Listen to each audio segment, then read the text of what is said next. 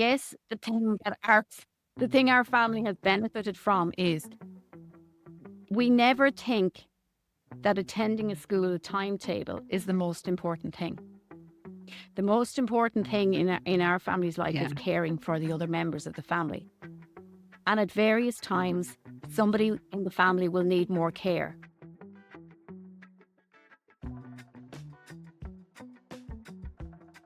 Hi, moms. Welcome to Christian Homeschool Mom Podcast. I'm so glad you're here today. I'm your host, Eve Owens. I'm a wife to James. I'm a mom to 5 amazing children, and I'm a woman that needs God's grace every day. And this is a space where we can come together to encourage, equip, and empower fellow moms who are raising godly children in this ungodly world. Whether you're a parent, a homeschooling mom, or someone seeking inspiration, we hope our experiences resonate with you. We invite you to listen in, reflect on your own story, and perhaps you'll find some encouragement today. We'll dive into practical tips, inspiring stories, and biblical wisdom to help you navigate this beautiful, challenging, and rewarding path. So grab your tea, your coffee, or a glass of water, sit back, and let's grow together in faith.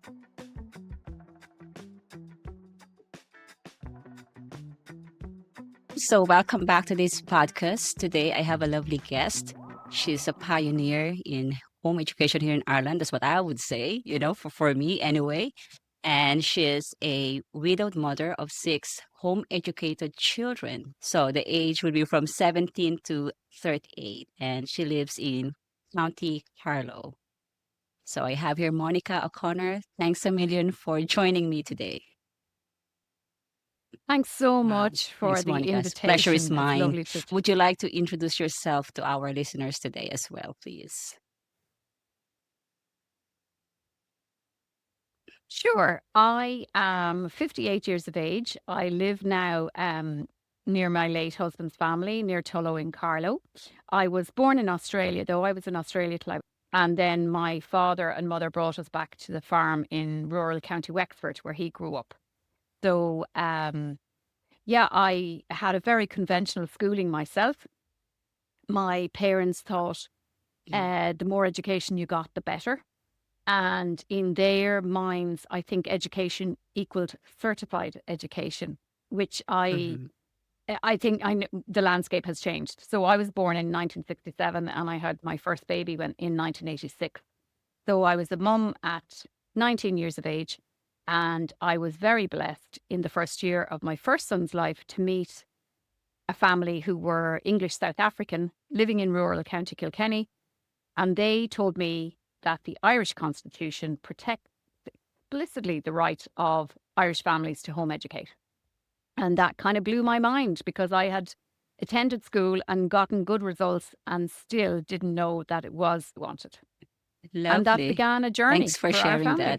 So, after you have known that, what made why did you decide to homeschool your children then instead of sending them to the public school or private school?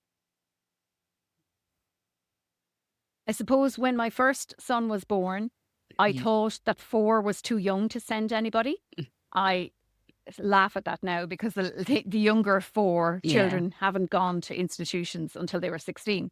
It was Yeah. very young. And I thought, oh, I'd leave him till 5 anyway, and he's a November birthday. So it might be 5.5, we'll say. And, but I was just so blessed to meet this family and they loaned me their Holt books. So for those who don't know, John Holt was a public school teacher in Boston. He died in 1985, but he questioned the education system and whether it served the needs of children. And he wrote an amazing number of books called How Children Learn, How Children Fail, The Underachieving School, Learning All the Time, which is a very interesting book. And he starts talking about how he, as an older man in his 40s and 50s, began learning an instrument, a musical instrument. And that's very relevant for my Mm-hmm. family because most of my children are musicians. But I just, reading the books of John Holt and watching a family, the children Yeah. were 8 and 10, the older children in this family, and seeing children learn without school. And the model I had, the example I had when I started home educating or thinking about homing was a family who had a small fencing contractor business. They had a sheep farm. The mum and dad both worked at home. There were 3 children and then eventually a fourth. I Yeah. was there to help provide childcare for the third child. Year olds would maybe do a little bit of bookwork in the morning after their chores were done. And then there would be a family after lunch. The mum or dad would read Watership Down, a chapter to the family. And I loved the idea that Yes. learning could take place within the home, within the family. There was no need to send a child away to force them to learn anything. And the more I looked into it, the more I discovered, and the longer I was a mother and the more children I had, the more I realized that children want to learn all the time. And we as adults don't need to force, coerce, punish, or reward. Children learn because they love learning. And we just And have like to what you provide said the right there, we just environment. have to provide the right environment because they do love learning. I think it's like an instinct to them to really like wanting to know what, even like a small child, my 2-year old, like say you turn on a washing machine, he's checking what's in there and trying to press buttons. You know what I mean? Either there's a dishwasher. So you just have to kind of like guide them. And sometimes he's the one who presses the Yeah. start button. So from that age, they already start kind of like look at things and see how these things work and try things out. So I like what you said, that we just have to provide them the right environment. I think it became like a thing that you need to go to school. You need to go to school to learn, you know? I understand it as being, yeah, sorry for interrupting. I Yeah. understand it as being historical, that we started industrial type of Mhm. education, and I do see it as an industry now. And my late husband was a secondary school teacher, and the longer he taught, the more he thought that teaching was damaging, the more he was grateful that we were choosing home education, particularly for younger Yeah. age children. Um, so I see that industrial type schooling took over at a time possibly when not everybody was literate, possibly when so busy just trying to earn enough money that the children needed to be somewhere safe. Um, and it's interesting if that was what was happening for, we'll say, my grandmothers were born in 9 and in 1906. And so they were small children. Um, schooling wasn't, Yeah. schooling was seen as a privilege, actually. It wasn't something that was readily available to children, no matter where they lived. Um, and now schooling has become very coercive. It has an industrial model. Some of the people whom I have heard speak at various home education conferences over would say that, if we need factory workers, then it's good that we have children who are used to the idea that a bell starts and ends your day and tells you where to be. Because if you look into the origins of the institution of education, when that wasn't directed to the higher aim of why are we humans? Why are we, do you know what I mean? And I would imagine that most of the people watching your podcast, Evelyn, would believe that we are here to, as Yeah. parents anyway, as mums, to love our children onto their feet, to love them independent, so they can be independent contributors, so Yes. that they can find their God-given talents, so that they can bring Yes. their souls to the next life. Yeah. That's what I think the aim of mothering is. And for me, there is no difference between mothering my children and being at home with them as a home educator. I never describe myself now, after 38 years. My eldest son is 38 and my youngest is 17 and about to go to university this year. I never describe myself as my children's teacher. I am just there. Do you know what I mean? The most I have provided is given birth to them. Yeah. They've watched me breastfeed their siblings. We've had home births, so they realize that, you know, babies are Yes. human before they're born and are sacred little Yes. individuals that we need Yes. to make space in our homes for them. We need to make space in our family. We Yes. need to mostly make space in our heart. So Yes. I definitely see it as a mission. I see being my Yes. children's mother as my vocation, and then the education piece just is a natural follow on from breastfeeding them and them starting to eat a bit of carrot or banana when they're Yeah. 6 or 7 or 8 or 9 months old. and then eventually moving out of mommy and daddy's bed, eventually going and sleeping in a room with their siblings. I don't see independence as something we have to force children into. I see children as desperately, like your 2-year-old pushing the buttons on the washing machine, loves the washing Yeah. machine. So I want to be able to do this.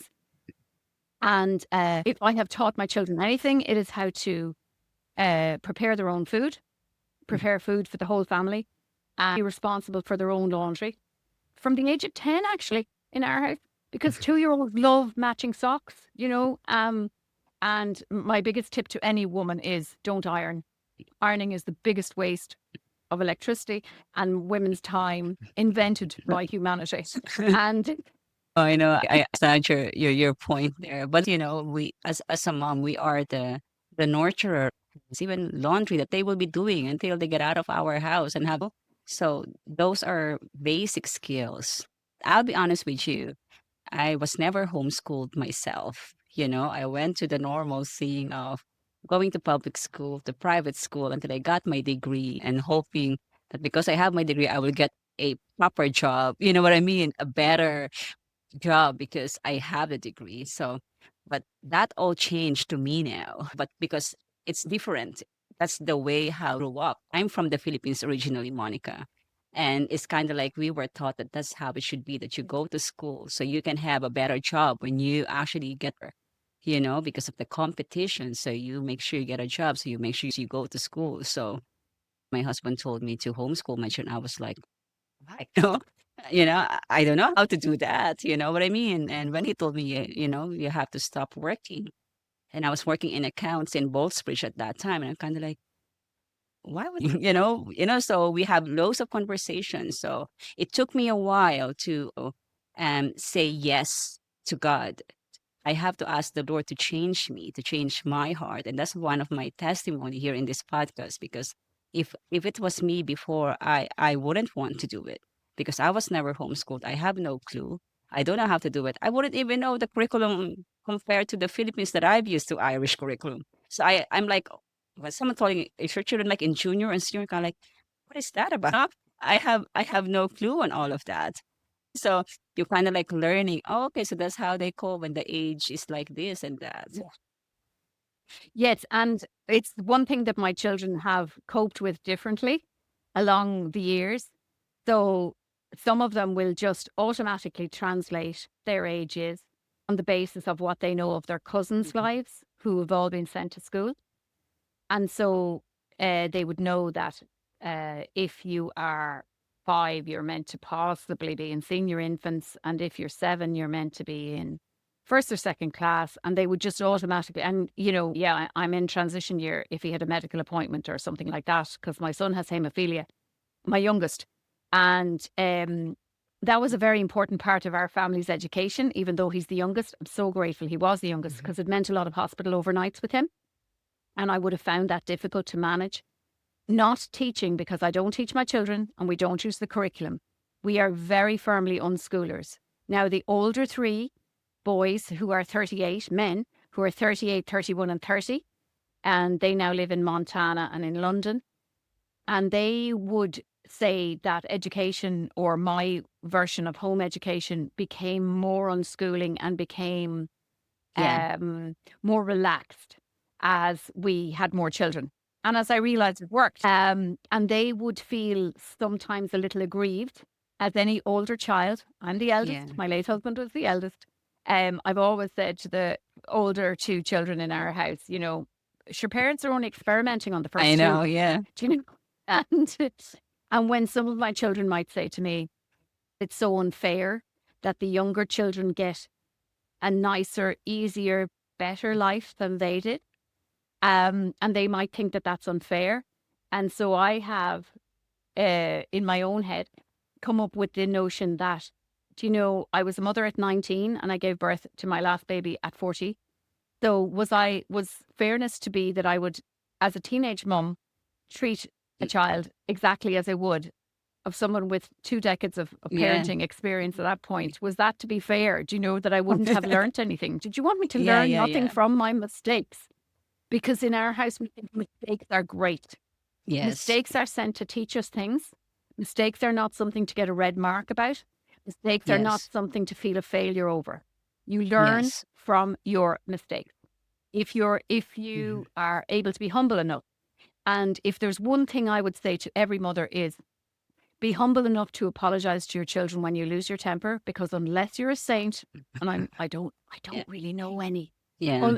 you will lose your temper because there will be days when there's too much going on, particularly if you've got family illness, particularly when children are at different stages, particularly when one child really wants you to drive them to swimming or to soccer or to some other activity, and the baby is Mhm. sick or someone in the house has Yeah. fallen and hurt themselves, and you've got to deal with a medical emergency now instead of some extra cultural activity that some young person wanted, or they want to go and visit their friends and you just are too tired because you're pregnant or you've just given birth or the baby's been up teething and you can't drive them to the bus to meet their friend or to the park. Do you know, we all need, as human beings, in a family together that God has gifted us with, Yes. to extend grace and kindness and mercy to each other, but to be able to turn around as the adult and say, I don't know it all. I mess up. I totally agree with that, Monica, because parents, as like what you said there, of course, there's wisdom that you gain through the 2 decades of parenting. So the same thing, my daughter, when we were like talking now, I said like, sorry, you were the guinea pig because we were trying to see how it's gonna work. Yeah, mom, I'm your guinea pig. So, but then it's kind of like we're laughing at now, Yes. but said like, well, we never knew how to do it, so we're learning things. It's easier as you get longer in this race. Every family is different as well. It's kind of like you can't compare yourself to other family because every family is different. Every child is unique. God didn't make them like a big cutter. This is how everyone is gonna be like. So everyone is also unique. So that's something that as parents, I believe we also need to discover what's the strength of our children, what's their gift, and we can support them on that too.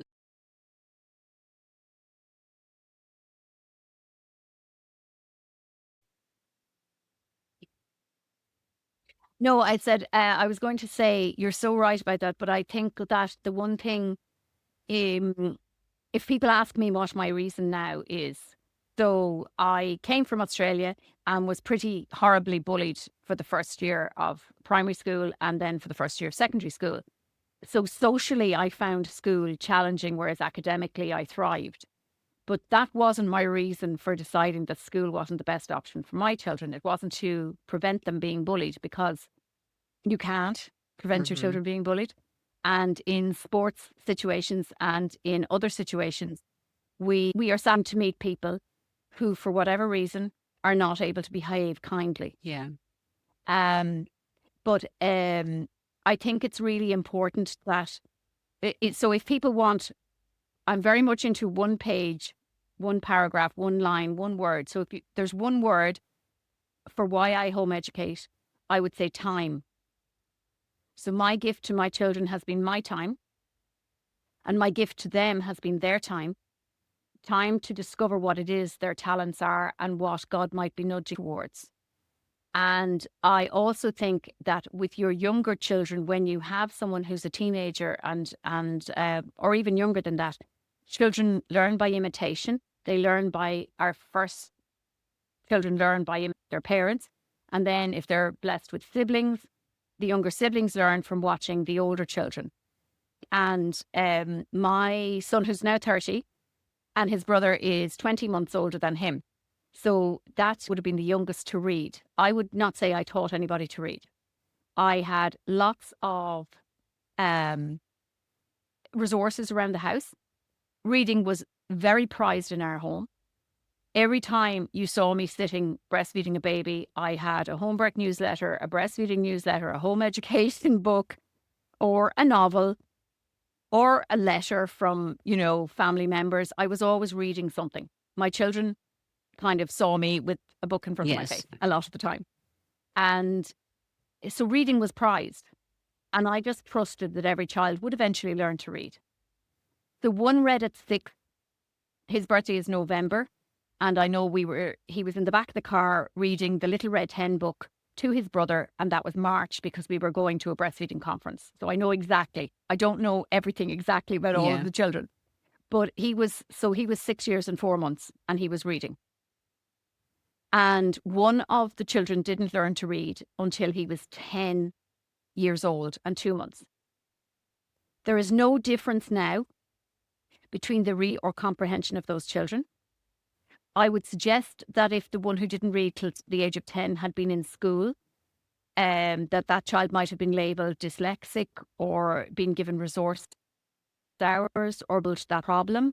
Because if you are dealing with 24 or 32 children in a class and you can't keep everybody on page 14 of the book, because that's what we're doing today, then everybody not reading fluently by 7 is a problem. But in a home education system, we were able to allow anybody to read. So the first read at 8 and a bit, bribed by his grandmother, by the way, because I was Yeah. trying to wait until he was ready to read. So the youngest was 6 and 4 months, and the oldest was 10 and 3 months. And they all read for pleasure. They all think that books are cool. And any teacher, boys, will tell you that encouraging teenage lads to read is one of the most difficult things you will do. And I also, we changed our attitude to technology because scared of it would have been Game Yeah. Boys and it would have been that kind of thing. And so I would have become Mhm. within limits that are determined basically by the parents deciding what access, how much access to what kind of websites it's now become. I mean, our children still remember our first computer, Yeah. and you had to unplug the phone line to plug it in. Like we tell the older children, the older 3 children who are 30, 31, 38, will tell this story to the Yeah. 17-year-old. Yeah. And it's Yeah. like Yeah. you're talking about the cave days. Do you know what I mean? If you believe in that. You know what I mean? Like talking about primitive Neanderthals or Yes. whatever. Do you know that this is what it used to happen? But now Right. information is so widely available. Like for my older children, we went to the library, we borrowed books.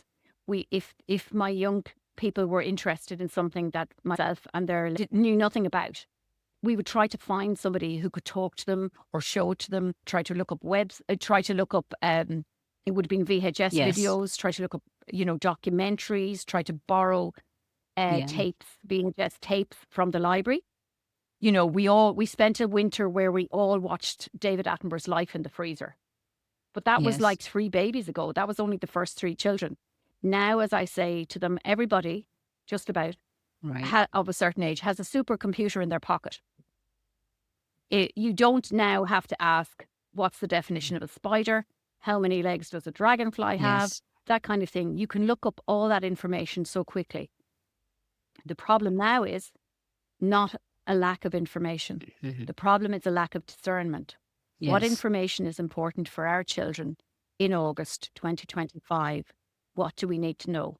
And I would suggest that self-care skills, how to cook for yourself, how to manage your own laundry, how to sew a button. If there's one thing I want my sons particularly, and their future wives possibly, to remember me for, it's that they know how to sew on a button. If I've done nothing else, that they can make bread, Yes. they know how to peel potatoes, they know how to put a meal on the table, from ingredients that are easily available, that it's not just all fast food. And I'm not knocking fast food, I understand that. And, some Yeah. of my children work in the hospitality industry and they Yes. make coffee and they make buns for people and they work in bars and that kind of thing. Because if you're a musician, you're going to have to make coffee Yes. and pour pints to fund yourself. But Yes. what our children got was the gift of time to be bored, which wasn't my job to fill their hours. It was their job to find something useful and I hopefully love what you from said something that that, they love. that the give of time, because you can't bring the time back. Those time back when they were small and you were training there, you were training them, either it is skills, how to cook, how to bake, how to peel potatoes. There was one time, Monica, I was sick and my husband wasn't well either, but my body, I think because lots of things going on, that my body kind of like just needed rest. So I became sick as well. So me and my husband were both sick. And my daughter at that time, she just turned 14. And she's the one, I was so proud of her because I can't cook. I was in bed. And she's the one who made the dinner for us. She made roast chicken. She boiled the potatoes. There's carrots. You know what I mean? There's carrots there. There's Wow. broccoli. She even made the gravy. She just said, "Mommy, I'm Yeah. just not sure really how to make the stuffing, but I have the gravy for the chicken." And I was kind of like, "You did all of that?" "Yeah, Mom." And I was like, because that's the first she made everything. I mean, she will be cooking veg, but I Well, will be doing the meat. But then to prepare the whole meal yeah, with gravy, yeah. I was like, wow, fantastic. I was so proud of her doing that. You didn't know Yeah, she I didn't know that she you can didn't know make it she had all those like, skills. yeah, And that's so important. And I know that, yeah, yeah. For one of my children, I'd planned a home birth and ended up having a cesarean and being in hospital for 10 days and being quite ill. So I came home unable to do very much except just yeah, feed, keep the new baby alive. And I was, finding things difficult and trying to use cloth nappies and things like that. And it was my 7-year-old who we discovered could make a pot of tea, could make scrambled eggs, could cook rashers and make toast and keep me yes, fed. And that was such a blessing, do you know? But there are so many people now who will not trust a 7-year-old to do things in the kitchen.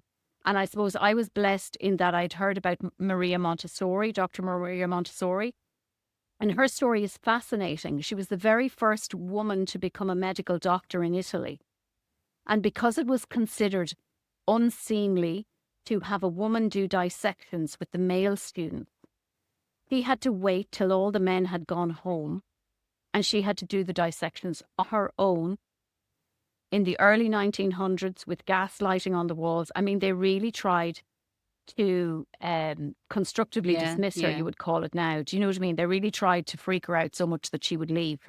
She didn't leave, but served small children. And she said, children want to be like us. And so she came up with in a Montessori Casa de Bambini children's house, you will have exercises of practical life. So the basic thing is that our chairs and our tables are not made for children. Our cups and our spoons and so she would have everything child sized, and 4-year-olds could sweep the yes, floor really well because they want to. They actually want to do it. Nobody needs to give them a gold star or a pat on the head or tell them good boy or good girl. None of that. Children like to imitate adults and they like to do real work. She said children don't need toys. Um, and in her home in system, what she had was 4-year-olds pouring, first of all, beads from one jug, glass jug, to the next, and then pouring coloured liquid, and then not spilling a drop, and then clear liquid. And then in her homes, you would have 4-year-olds serving hot soup to each other at lunchtime, and nobody got burnt, and nobody, because they had developed the skill. And she said, what is lacking is not that yeah, children don't have the ability and don't need to be coerced to do any of this. What they need is for us is to back what we said yes, earlier, to prepare the environment. So in the Montessori system or belief system, it is about preparing the environment so that a child can sit comfortably with their feet on the floor, because then they won't fidget. Where as much as a child, you know what I mean? And she was very much into yeah, prayer and meditation for children. She said children have the idea of circle time that a lot of children have in play school now. A lot of that comes from the Montessori idea that 4-year-olds will sit and pray mhm, if they are encouraged to do so, yeah. if they watch us doing that. But they That is want to so do true. whatever the parents do. Whether we like it or not, our children, they look up to us. So they kind of like copy us. So either we're going to be a model to them in a good way, or we're going to be a model to them in a bad way. You know what I mean? So are we going to be, when I'm saying good way, yeah, so are we going to be teaching Absolutely. them about what life is about, So, and like what you said, my reason why I homeschool, because I want them to grow, not just to grow physically, that I will feed them and nurture them, but I want to also nurture their spiritual need. I want them to know that the God that made them has a purpose in their lives. So I want as well to teach them that there's a God that created them and He has a purpose in their lives. So I am here to encourage them, to kind of like help them to find out what is God's purpose, what's God's plan. And through God's word, we can find what is God's plan for us. So I can teach them the word of God like I am being taught in the Bible to teach my children the ways of the Lord. Because if we're not going to teach them the ways of the Lord, someone else is going to teach them the ways of the world, you know? So, so to me, that's my thing. I want my children to know that there's a God that created them and he has a plan for them and they are wonderfully made in the image of God. God is it's not a mistake they are here. There's a purpose why they are here. So we can grow knowing what that purpose of God, Yeah. for each one. I just want to ask you, because you already shared a lot of stuff here, Monica. But I want to ask you, looking back, I know you still have a 17-year-old, but looking back, what was the most rewarding part of home education for you?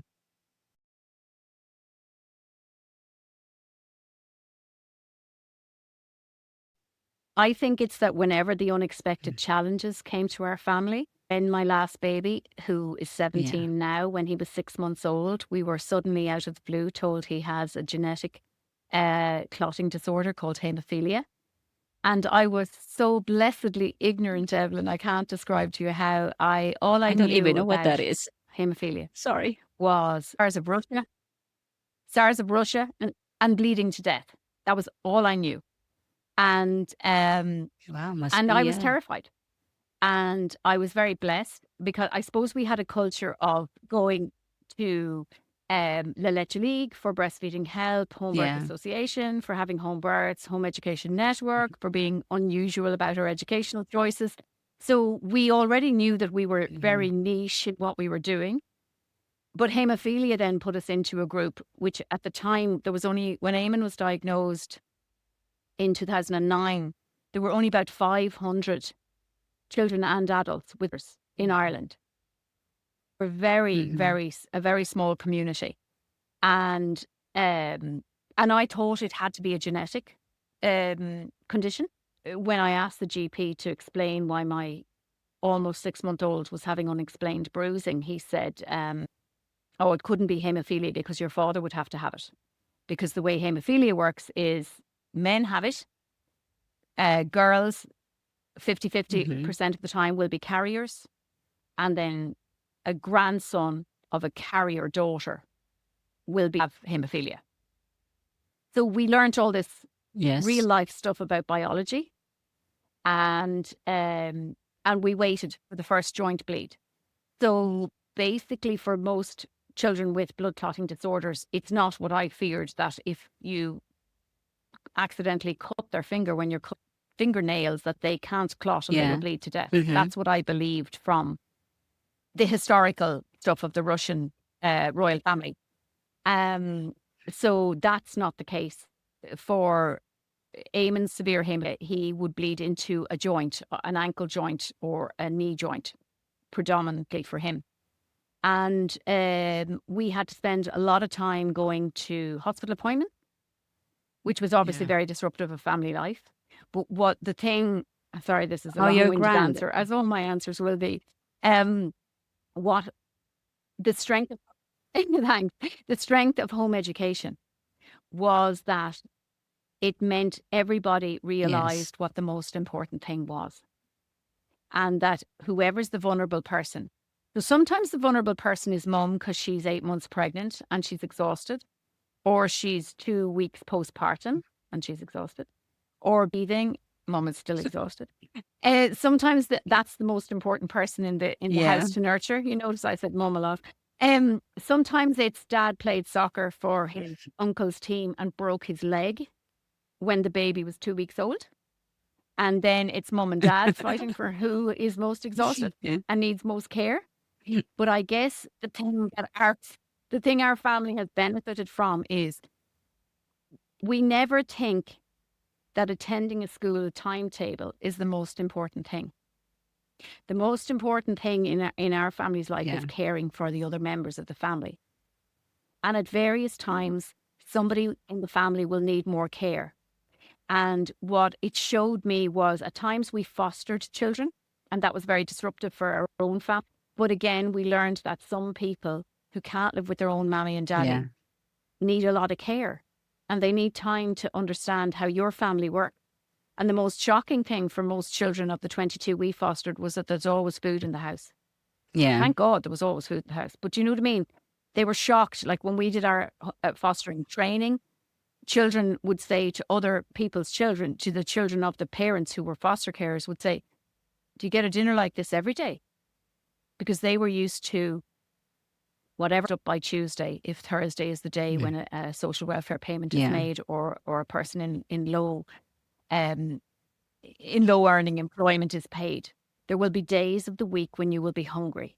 That's what every foster child. So we were blessed in that we bought our first house in 1994, and we were able to sell it then and buy some land and build a large home. And we always said that it was important that our children would learn to share. Now, you can say to your son or daughter, I would like you to share with your little brother or sister, and the little brother or sister could be absolutely wrecking their head. And you know that if they share the Lego or the book or the pencils or the particular crayons or paint, that the small person is going to wreck it. Yeah. That is sometimes what happens. Not every small child is able to be careful with an older sibling's equipment or possessions. That's life. And we come back to that we all need to apologize to each other, and we all need to try and make things better. But the point is that when somebody's vulnerable, when somebody's hurting, when someone's sad, so that might have been my 6-month-old when he was getting a lot of needle blood tests and things at the time of his diagnosis. So he might have needed more help. I was absolutely up the walls trying to learn about this new condition. And then to have the absolute kind of bedoing moment where I'm told that I'm actually a carrier of the gene, even though it's not in my family anywhere, and that my 4 older sons all had a 50-50 chance of having it and don't, thank God. And my daughter had a 50-50 chance of being a carrier and isn't, thank God. So it's just literally myself and my son who have this. Yeah, amen. Who have this. And so it's how do we care for somebody vulnerable? How do we care for someone who's going through something? And then when we had other issues, like my parents became vulnerable in terms of their health. My dad had fluid on the brain and he would come and stay with us. My sister took care of him for 4 years, but he would come and stay with us for 1 weekend a month when he was able, when we had a room that we could accommodate him, because after a while he wasn't able to get up the stairs. And then when my mother was elder, she just came from hospital and stayed in our house for 4 months until she died. Lord have mercy on her soul. It's 3 years ago on Friday that my mum's anniversary is. But I would say when I was taking care of my mum, because she wanted help to get to the bathroom 16 times in 24 hours, and I'm not even exaggerating. I had to write it down. I've never been as sleep deprived taking care of my children as I was taking care of my mum. And it was such an honour and a blessing to be able to give her that care. And at that point, my husband had already died. And so I had 6 pairs of eyes watching me take care of the one parent I had left. And if my children have learned anything from watching me, I hope that that's how Nana liked her cup of tea and what time she liked her coffee and out of which cup. That all of those things were more important than whether they knew their times tables. That's very touching. Sorry, I want to cry.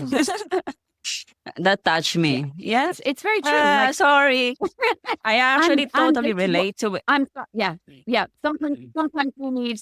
Sometimes. No, sorry. Yeah. Sometimes we need to cry because how we care for each other. Our world of 8 or 9 billion humans, however many people, God knows how many. Yes. He knows how many hairs you have in your head, so he knows how many people are on this planet.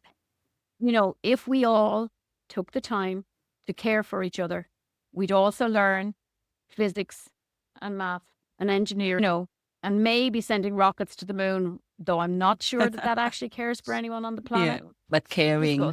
Yeah. But you know what I'm saying? The most important, who is vulnerable? Who needs care now?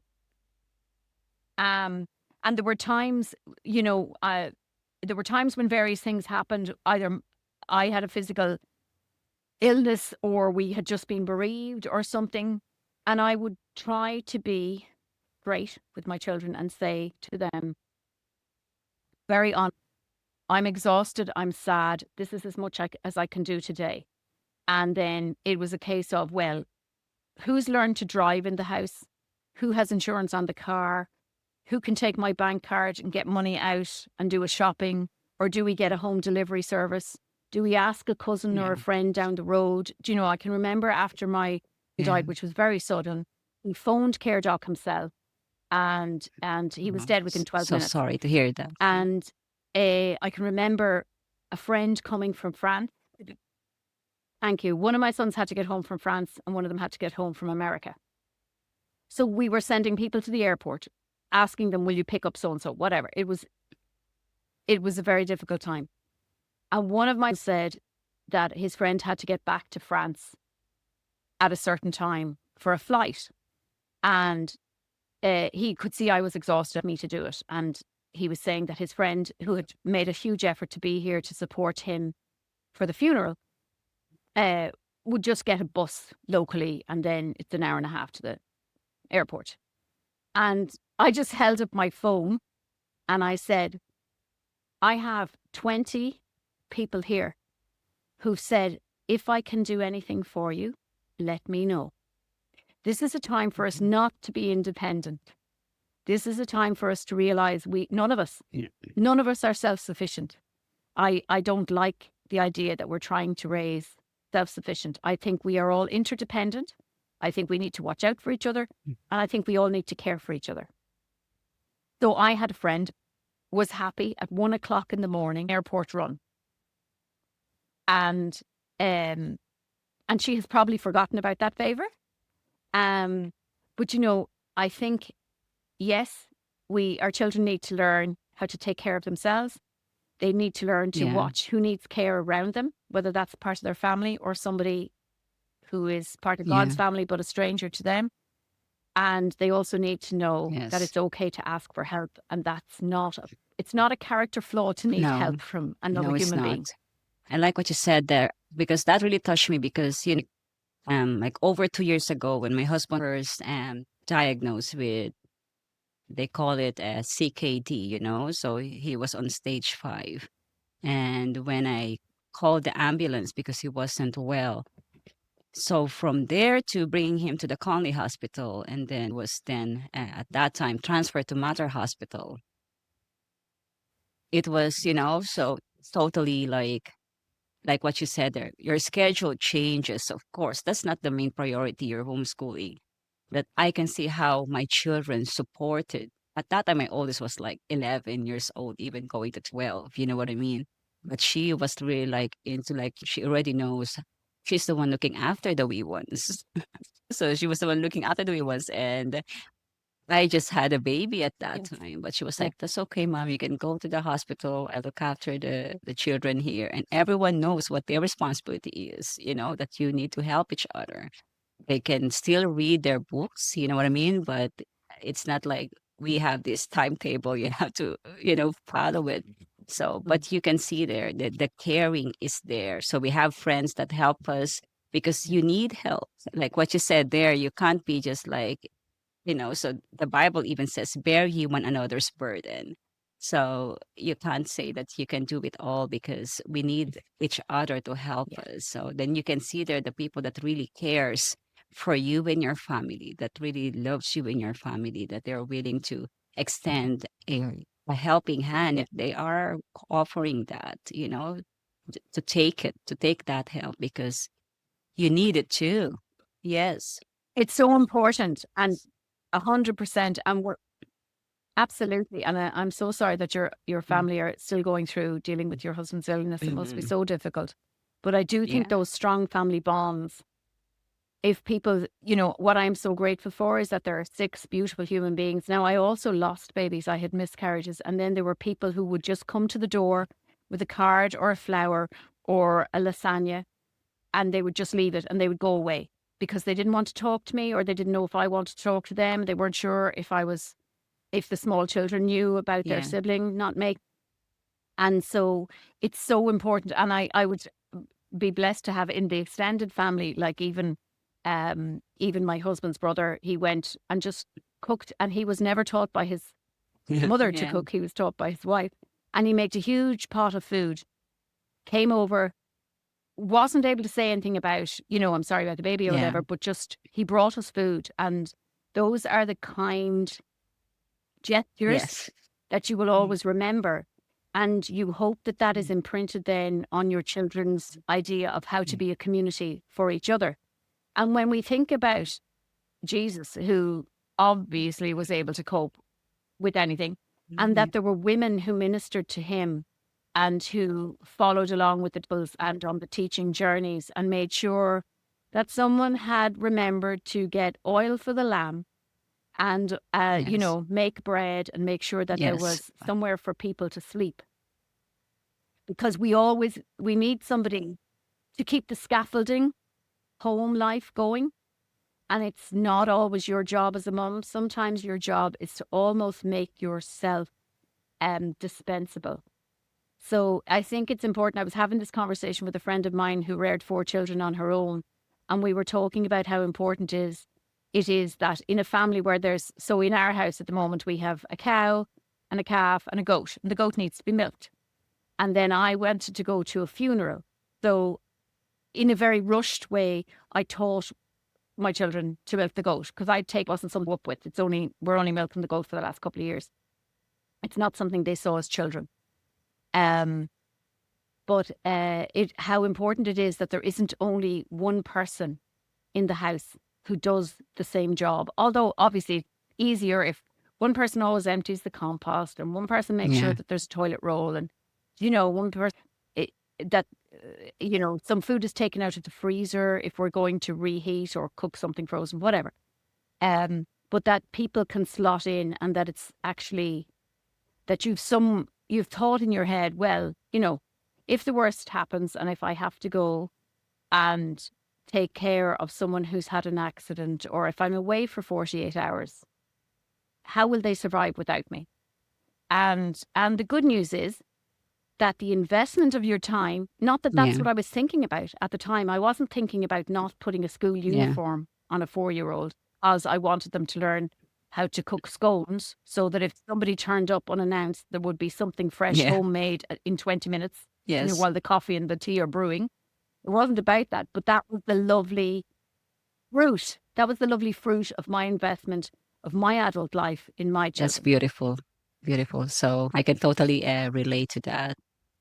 So there's like a long topic. This actually gave Monica loads of questions, moms, and I really would love her to share more. But because our time is really like limited, I think we're gonna have part two and part three of this.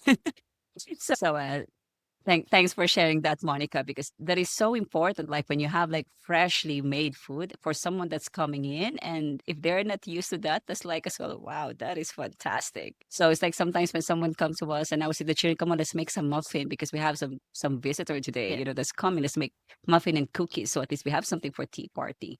And then when someone Yeah. comes, they appreciate it. Wow, you've made this, guys. Yeah, we did. So I know sometimes it's hard to do all fresh, if there's situation in the home, but then if that's possible to be done, it's like a blessing to someone that will receive it. It's a sweet treat. It's a lovely sweet treat to them too. I think I'm gonna ask Monica before, It so is. if It is. And it shows you yeah, care. It's all it about is that they care. feel Yeah. special for for them having freshly made things.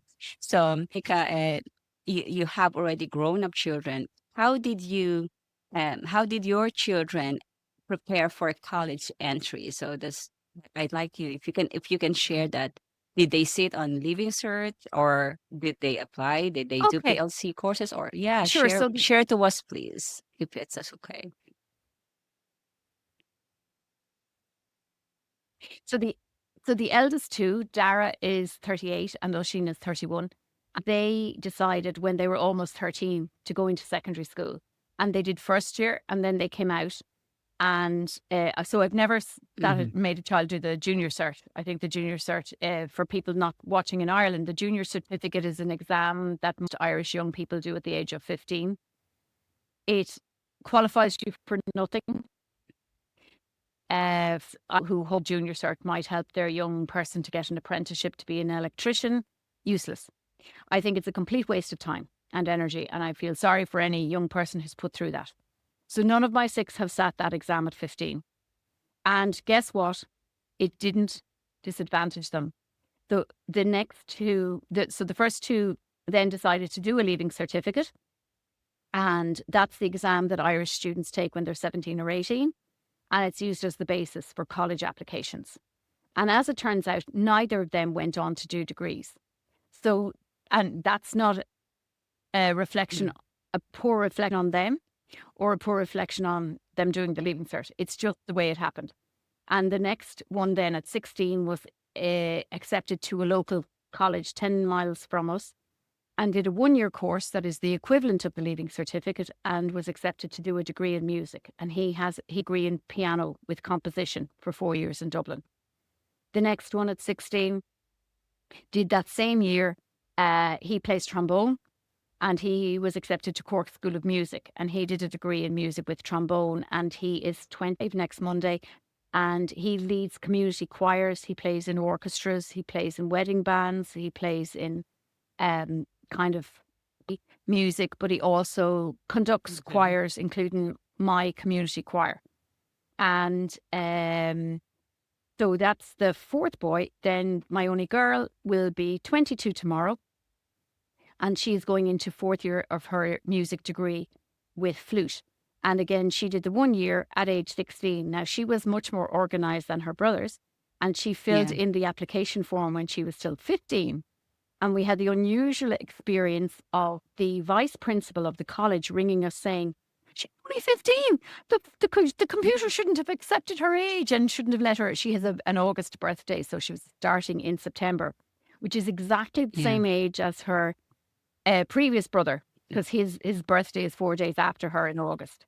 So it actually looked like they were possibly going to refuse my daughter to do the same course that her brothers had done at the exact same age, based on her being female. So one of her siblings said to me, you really need this as an equality issue if they refuse her the place. And we were very blessed again that the local principal of that Institute for Further Education, which a lot of Irish towns have these colleges, and those courses are not always, not every principal will think that a 16-year-old is mature enough. But if they have met one home educated young person, then they generally will maybe, ease that requirement. A lot of colleges prefer people to be 18 now just for parental, local parentals kind of reasons. And I guess childhood has become longer in that now you have people in their 20s still living with their parents. That's not a bad thing, by the way, but living with their parents and because they can't cope out as an independent adult, which is sad. So that was so she at 16 did the course in the local college, going into 4th year now of her degree, with flute and voice and piano. And then the young plays clarinet. He's been in the National Youth Orchestra and he is going to do a degree in Dublin with clarinet. He's starting in September. So the last 5 are all musicians and would, the one who did his Leaving Cert, he would teach guitar. I guess for a long time, a lot of his income would have been from teaching other students. He works in London now and he works in a coffee shop a couple of days a week because it's very hard as a musician who composes your own work it takes time. And all our children, I suppose, suffered from that, whatever you want to call it, 2-3 year lockdown where music wasn't accessible, chance to hone their skills and get known. So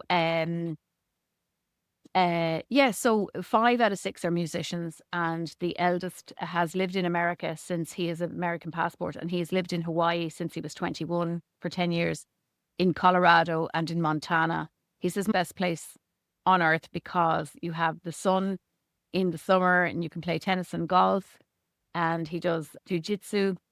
He works in the hospitality industry, and in the winter in Montana you can snowboard, which he says is the best kind of exhilaration. Thank you very much for you will sharing that, ever Monica, feel. because that's one of the questions that I always hear from moms that actually comes to me.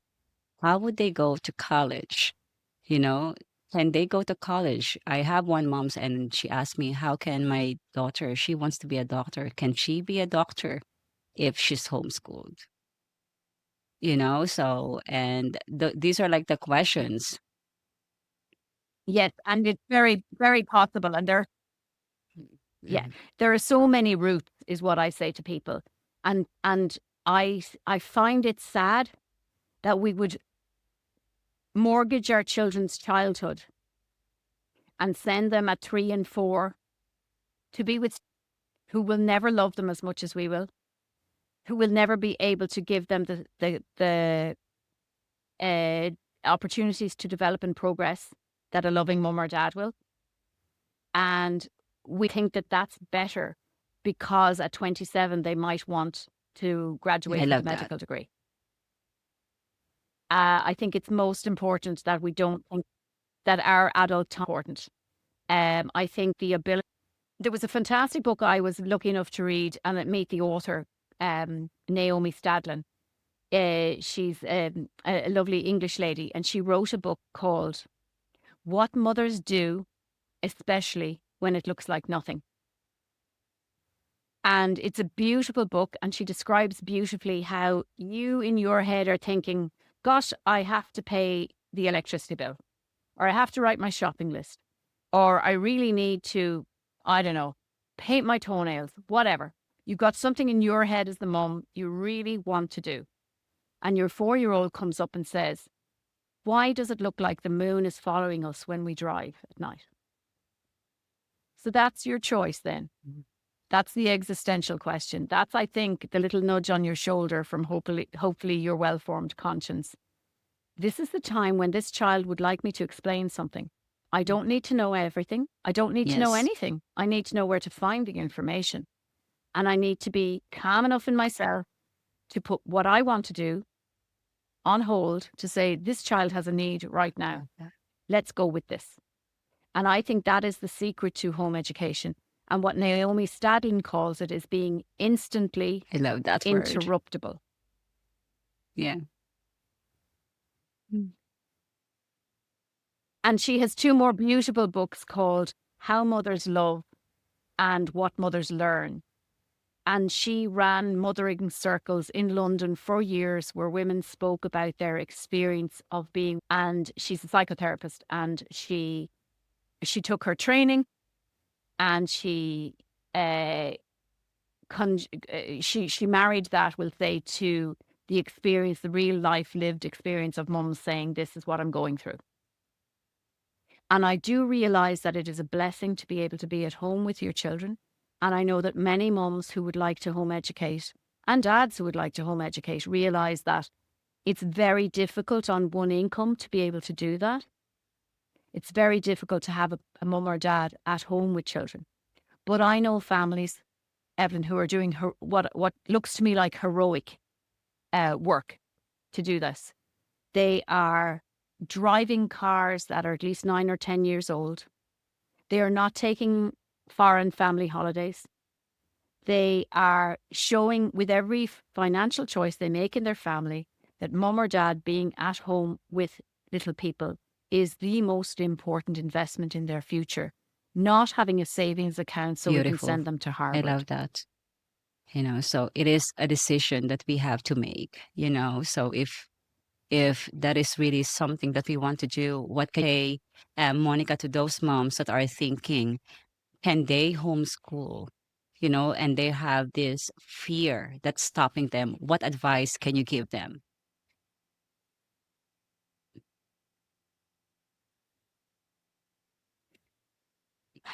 I would say when we come down to choices in our life, generally we have the choice of compassion and kindness, or we have the other driver of a lot of our decisions is fear. And that's very biologically based. As beings, I think we are gifted, particularly as new mothers, we are gifted with not an immune system, sort of a nervous system that is on the alert, scanning all the time. Are there wolves or bears or foxes or dangerous people around who are going to hurt our precious little ones? And no matter what, to be a teacher. And the home educating parents that I know who are trained teachers, their teaching qualification was sometimes a hurdle, an obstacle to them home educate children. They had, so as far as I can see, and I was married for 20 years to a secondary school teacher, what school is about, what teaching teachers is about, is not so much knowledge transmission. Remember, we spoke about how our problem is not that there's any lack of knowledge in Yes. today's world. Our Yes. problem is how to discern what's the important information. And so I would suggest that the only qualification to be a good home educating mum or dad is, do you love your children? That's all you need. Because then you don't need expensive curriculum. We didn't use it. We got curriculum sometimes gifted to us by frustrated parents of school-going children who said, I paid X amount of money for these workbooks and here we are in June and they're not filled in. Would your child like them? A lot of what's sold as curriculum is not necessary and is not helpful for the development of young people. Basically, if you get the start right, which is to say, you're a small, vulnerable person, I love you, I will protect you. And if you find in your circle, and sadly, a lot of us won't find it from our parents. My parents absolutely got home education and never told me that it was a problem, that I might be disadvantaging my children. That was not the case on my husband's side of the family. You will be very blessed if you have one neighbor or one friend who lives within a 20-minute drive of you, who is a house where you can go and have a cup of tea or coffee and say, I'm really having my 12-year-old who used to love reading doesn't anymore. I'm scared I'm messing up. So I would say hand your fears over to the God who gave you those children. God wasn't messing up when he made you that child's mum or dad. So my experience is, because I have home educated I lived on the Aran Islands for nearly a year. I lived in Limerick City. I lived in Dublin City. I lived in rural Kilkenny. I lived in a small village in Meath. I live in the countryside in Tullow. I home educated when I had one child and he was an only child for 7 years. I've home educated when I had 6 children. I've home educated when I had a child with a diagnosis. I've home educated when I didn't have a car, when I couldn't get to get-togethers, when I had friends who were on the other side of the country or on the other side of the world or a phone call away, and maybe I didn't have a landline and maybe I didn't have a mobile. You'll always find an excuse for not doing it. But if you would like to find the courage to be with your children on their learning journey, I promise you will not regret it. It will be the best investment in a beautiful family who will love and mind each other and care for each other and care for you when you're vulnerable, because that's what it's all about at the end of the day. Our children, we can preach to them. We can tell them they should be kind to older people and younger people and vulnerable people and people in wheelchairs and people who can't speak and people who are blind. We can talk about that. But it's when we show them that even if I really wanted a bath or a shower on my own and the baby wakes up, I'm going to pick up the baby. I'm going to love the person who is sad. And when we show that as our priority, then we're also investing in our own elderly age, if you know what I mean. If we're lucky enough to get 7 or 8 decades before we get a little bit decrepit. That's and needing beautiful. A little bit Thanks more for time. sharing that, Monica, because that is so true what you said there. We as parents, no one can love your child like you do, moms. That's the only qualification, let me say that properly, qualification that you would need. Because if you love your children, you will fight for them, you will protect them, and you will do things that sometimes you can't even imagine you were able to do. So you don't need to know everything about homeschooling, but if you have that passion and God gave you that burden to homeschool your children, that is your calling to train them, while they are young, it's going to be a blessing, because my oldest at the moment is just going to be 15 in few days. And it's already a blessing, I can say. And all my children, wherever we go, they can notice the difference in my children's lives, not because I am perfect, not because I'm fantastic, but because we work together. We work together. We're all working together as a family. We do things together. If we're going to swim, we swim as a family. If we're going to go hiking, we hike as a family. Everything we do is a family thing, So that is, thank you for sharing that, Monica. And Monica, we end this podcast. Where can they find you? Let's say if they want to know more about you or your channel, do you want to share that to the listeners today as well, if you can, please? Thanks so much, Evelyn. I have a YouTube channel under my own name, Monica O'Connor, and I have interviewed 16 Irish young adults, mostly unschooled. That means mostly learned at home with mum and or without a curriculum. And they've shared with me how they got to college and to meaningful work. And so that's under my name, Monica O'Connor, on YouTube.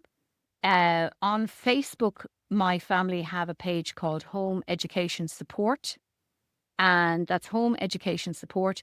And about, oh gosh, how many years? 13 years ago, a student was making a documentary for his university degree. He came to interview our family, and our then 11-year-old, he was looking for teenagers to talk about home education, and the 16-year-old was in college at the time. So the 11-year-old is the star of it. It's a 16-minute documentary. It's called Homegrown Knowledge, and you will see the younger children when they are aged 4 and 11 and 16, and they're just speaking about what to do. And I, under my own name as well, I also have oh my goodness, a Yeah. WordPress.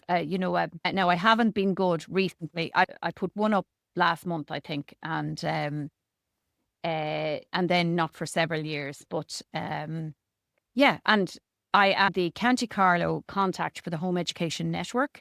So anyone who wants to ask me about how to go about something, I don't know all the answers, but I generally am good about connecting people with someone who can help them. And a lot of people whose children, because of undiagnosed special educational needs or because the school environment just doesn't suit them, I take a lot of calls from parents in those situations. And really a lot of it is just listening to people talk about their frustration and the difficulties they're having.